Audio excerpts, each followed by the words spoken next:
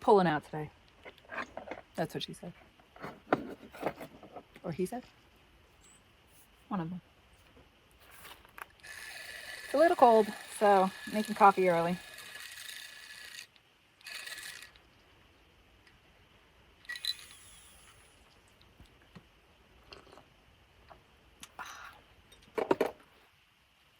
For any of you that are semi-health conscious,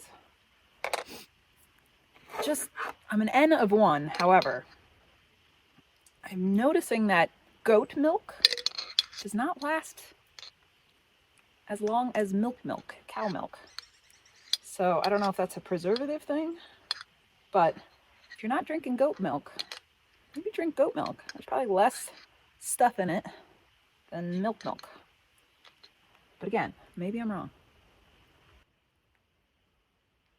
I'm warming my hands.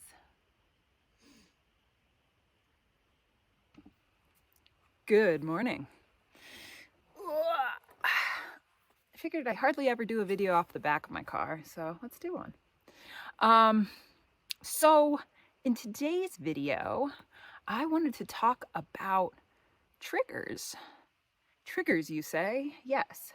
I feel like this morning I woke up and I think it was right when I was looking at my phone, just different things were starting to trigger me. So I'll get into that in the video. But as I have some time to maybe slow down and look at the triggers instead of being in the triggers, you can hear or find out what I'm finding out. Does that make sense? Probably not. But either way, stick around and we'll learn together what's going on.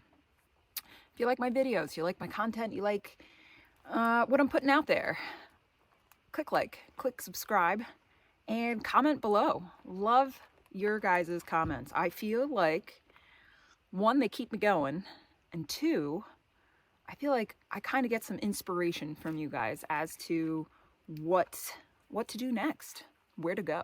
So either way, let's get on with today's video. So, triggers. Well, first off, I would just say, like, I'd say this morning, what set me off were actually, set me off is like, it sounds angry, but it's not. It's like, it got me thinking, and were actually comments that came from some of the videos. And at first I was like, what do I, like, who are they to? And then I sat there and thought about it, and I'm like, why are you getting triggered? Like, at first I was going to make a video like, well, hey, you guys should look out for, your triggers. Like, here I am helping you guys out. And then I'm like, look at you. You're sitting in your own triggers and not looking at them. So it was really interesting because of something some people said, I at first was like, triggered, obviously.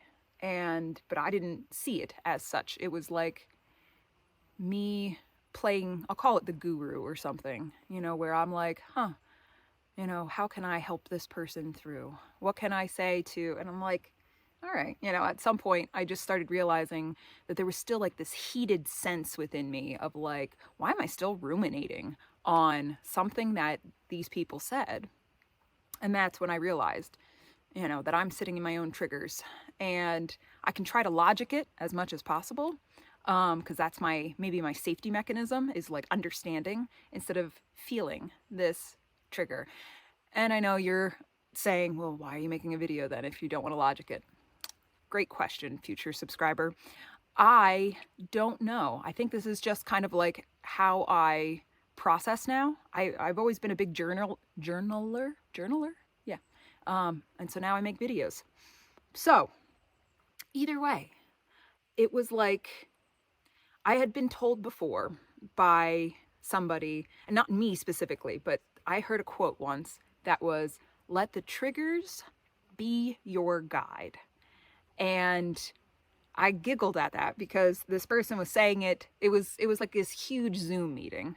And he said it as a blanket statement because he's from the South and he calls people honey and darling and stuff like that. And somebody was up in arms about it. And he's like, let the triggers be your guide. And I just giggled at it because I just thought it was so funny. Plus, that it was probably mildly pissing that person off.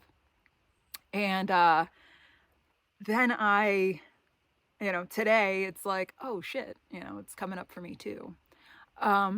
So all of this to say, like, triggers are obviously a thing. There is no two people are the same, obviously. And so they were raised different by different people. They are different people. They have different interactions. They have different life experiences. And so they are going to do things with the best of intention, but it still may trigger you.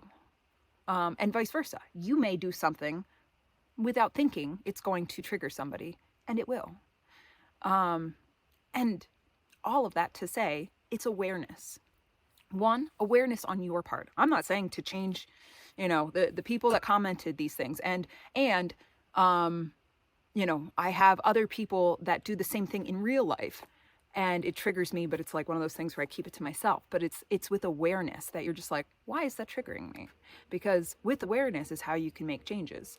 I am not asking anybody to change the way that they speak, the way that they, I'm super grateful these comments came in, because without them, I wouldn't be sitting here looking at my triggers right now. And it's with that awareness that you can make these changes. So what to do? So now that I have this awareness, it's going to be something that probably every single day it has been, the universe has been like throwing it at me, and I'm just like, no, I don't see this, blocking it, or it comes in and I just kind of go, well, what does it matter?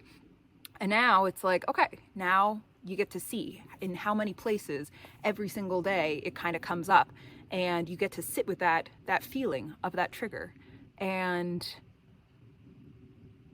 see how maybe you manipulate it so that you don't feel it, so that you don't feel triggered. Because that's a lot of what I do is, if things bother me, it's like, it is what it is, or I'm not going to change that person, or I'm not going to, it's like, how can I shield myself instead of feeling it? So again, awareness to make changes. And maybe there's not even something to change. It's just having this awareness of, why is this triggering me, or what is this bringing up in me? And it's okay, whatever it is. There's no shame, there's no guilt. It doesn't make you less of a person if you feel slighted, if you feel triggered, if you feel any of these things. It's just kind of accepting it. And at some point, maybe you can make changes to be more accepting, to be more whatever it happens to be. But B just ran in front of my camera. But yeah, it's getting to take that cold, hard look at yourself and see what is triggering you and why it's triggering you and what it brings up in you, because it's not just that one thing. It's all linked to something. I know this is kind of feeling very nebulous, but it's like, trigger is a tough thing to maybe address because everybody is individual. And so I'm like half debating giving you an example. And so like my example for today, there's multiple of them, but really it was like somebody, well, how about this? My one friend calls me darling a lot. And I let it go, because he's such a nice guy, but finally I said something to him like, hey, like, I don't know why, but I don't like it when you call me darling, and I left it go after that.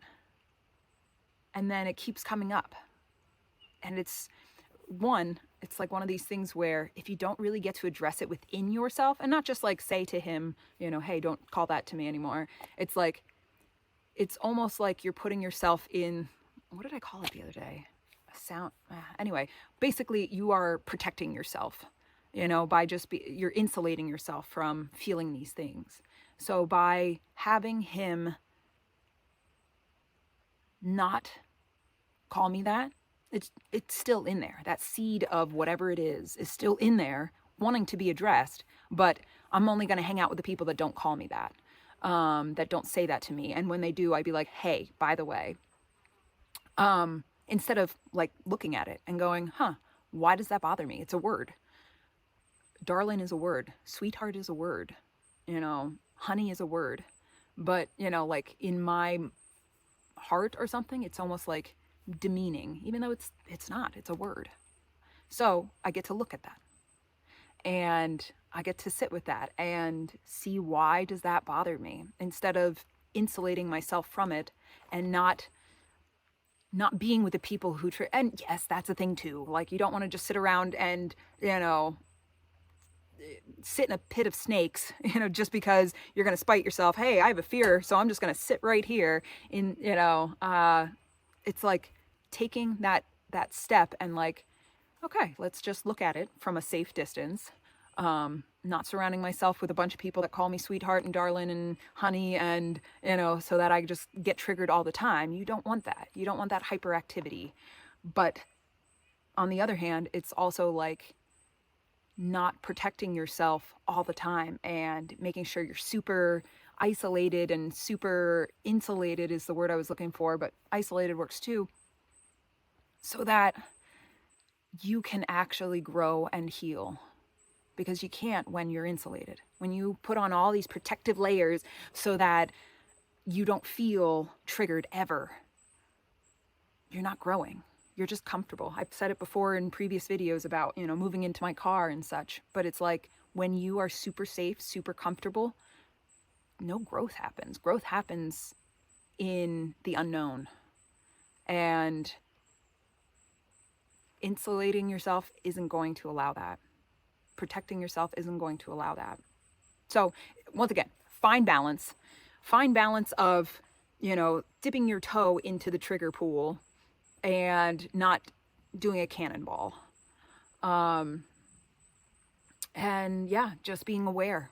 And I think with awareness is where you're going to start seeing the growth and the change. What's the answer to this? I don't know. I think it's, as far as the one I gave you, for example, it's like, what is the answer? This is a video without an answer. I think most of my videos are without an answer. It's having these awarenesses, and with time and repeated use is when I'm going to go, I'm going to try this out and see what happens. I just caught him. Danielson. Anyway, I think with that, I am probably going to make some more coffee. And then I'm going to go pack up my tent site, because I think I'm going to the big city today. And by the big city, I just mean to the town, because I'm going to post a couple of these videos and see some people, because it's been 2 days. So we could do that. All right. Thanks for watching, guys. Let me know if you have any comments, questions, concerned. I don't even want to apologize for the ramble at the beginning, because this is quality stuff, is my rambling. But anyway, yeah, I'll check you guys later. All right, see yous. Oh, it's on. I got a trigger for you. If I have a dog and he poops, or she, I have to pick it up with a bag. If I poop, I usually dig a hole or dispose of it somehow. Don't want to, we don't know each other that well yet. But people with horses, how come they don't have to pick up their poop? Comment in the comments below, because it dumbfounds me. Like, how come I have to pick up my dog shit? Ooh, we're going with it. It's already on there. But yet, horses are like 3 times the amount of poop that my dogs or myself will do, and it's just left here. So why do we clean up other shit if they don't have to clean up theirs? Just asking. Food for thought. Or I guess not food for thought, because we're talking about shit. All right. I look like Jimmy Neutron. I didn't even really watch that show.